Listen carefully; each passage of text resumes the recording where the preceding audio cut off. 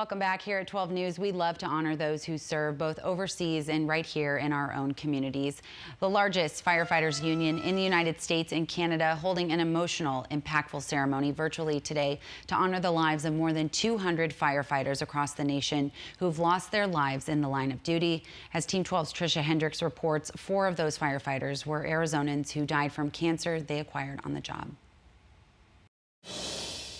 Our fallen sisters and brothers. The look of it, different, but the meaning still the same. The International Association of Firefighters' annual Fallen Firefighter Memorial Remembrance held virtually due to COVID-19, honoring members who died protecting their communities. This year, 4 Arizona firefighters' names are among the 245 who died in the line of duty, etched onto the Wall of Honor at Memorial Park in Colorado Springs. 4 firefighters last year died of occupational cancer. Phoenix firefighters Richard Tellis and Brian Beck, Mesa firefighter Nikki Sullivan, and Goodyear firefighter Austin Peck.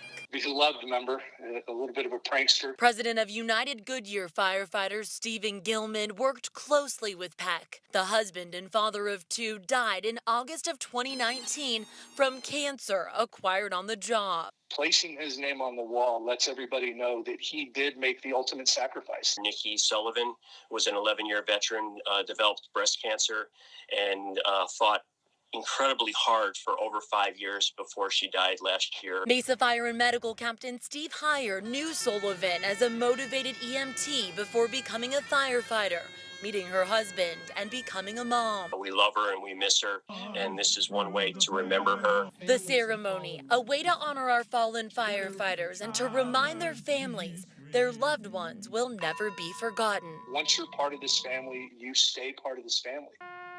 Tricia Hendricks, 12 News.